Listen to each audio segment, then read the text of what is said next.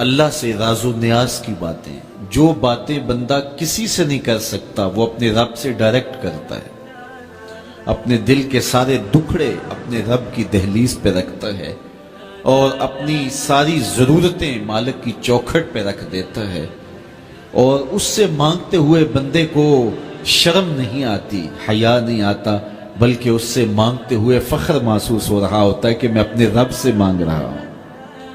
کسی اور سے مانگیں تو جھجک لگتی ہے، لیکن مالک سے مانگیں تو اپنائیت کا احساس ہوتا ہے کہ میں اس سے مانگ رہا ہوں، اس لیے کہ وہ ہمارا رب لگتا ہے، ہمارا اس سے ربط کتنا گہرا ہے۔ مسجد نبوی کا ایک کونا تھا اور ایک بندہ وہاں بیٹھ کے دعا مانگ رہا تھا۔ اس کے دعا کے لفظوں پہ غور کیجئے، اے اللہ میں تجھ سے اس لیے مانگتا ہوں کہ تو میرا اللہ ہے، تیرے علاوہ میرا ہے بھی تو کوئی نہیں۔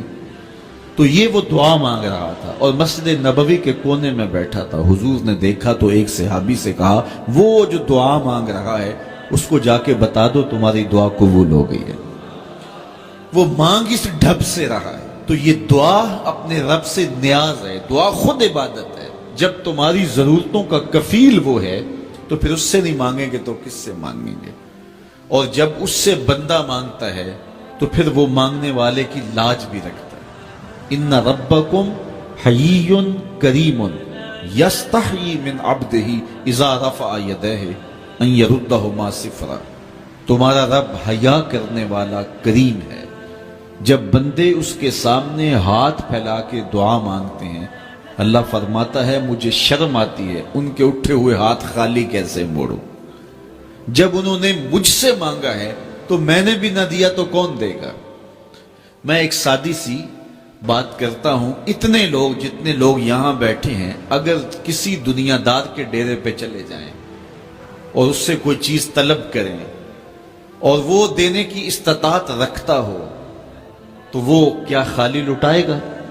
وہ کہے گا اتنے لوگ آگے ہو تو ڈیرہ داری کی شان کے خلاف ہے کہ میں ان کو خالی لٹاؤں۔ تو جب یہ دنیا دار خالی نہیں لٹاتا تو رب کیسے خالی لٹائے گا؟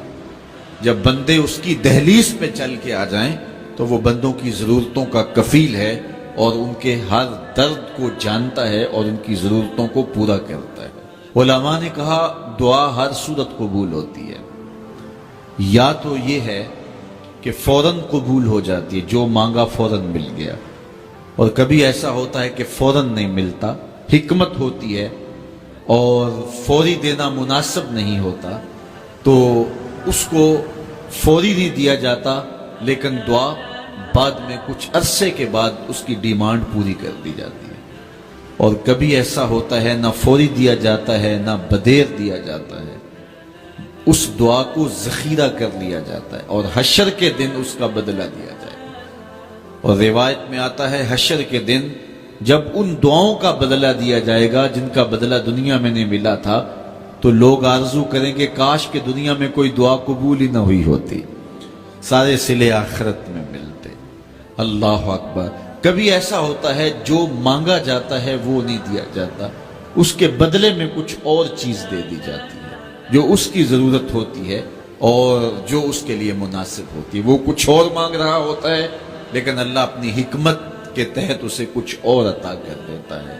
بہر صورت دعا قبول ہوتی ہے اور بندوں کے اٹھے ہوئے ہاتھ اللہ پسند کرتا ہے۔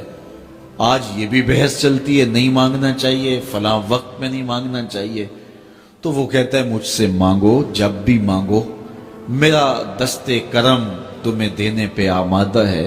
اور اگر کوئی نہیں مانگتا تو فرمایا کل ما یابو بکم ربی لولا دعاؤکم، اے محبوب فرما دو اگر یہ نہیں مانگیں گے تو اللہ بھی پرواہ نہیں کرے گا۔